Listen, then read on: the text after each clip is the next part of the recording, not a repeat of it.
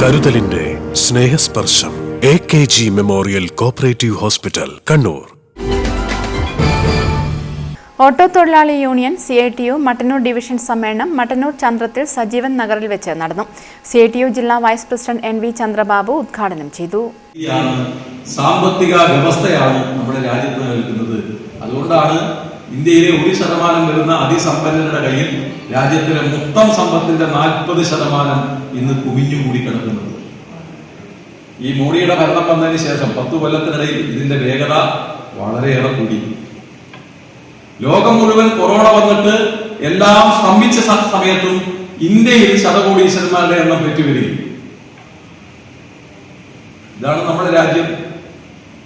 ഒരു ഭാഗത്ത് പട്ടിണി, തൊഴിലില്ലായ്മ, അതുപോലെ തന്നെ വിലക്കയറ്റം, സാമ്പത്തികമായിട്ടുള്ള തകർച്ച മഹാഭൂരിപക്ഷം വരുന്ന ജനങ്ങളുടെയും ജീവിതത്തെ ബാധിച്ചുകൊണ്ടിരിക്കുമ്പോൾ മറ്റൊരു ഭാഗത്ത് ഒരു ന്യൂനപക്ഷമായ ധനികവർഗം സമ്പത്തിന്റെ വലിയ നിലയിലുള്ള സമ്പാദനത്തിലേക്ക് മാറിക്കൊണ്ടിരിക്കുന്നു. K. സജിത്ത് അധ്യക്ഷത വഹിച്ചു. V. ഷിജി രക്തസാക്ഷി പ്രമേയവും TK ബഷീർ അനുശോചന പ്രമേയവും അവതരിപ്പിച്ചു. M. Rajan, KK Kunhikannan, E. Sreejesh, VK Sugathan, AB Pramod തുടങ്ങിയവർ പ്രസംഗിച്ചു. SSLC +2 പരീക്ഷകളിൽ ഉന്നത വിജയം നേടിയ വിദ്യാർത്ഥികളെ ചടങ്ങിൽ വെച്ച് അനുമോദിച്ചു. News bureau, Mattannur. Madhurag gold and diamonds, Madhurag building, Kannur road, Chakkarakal.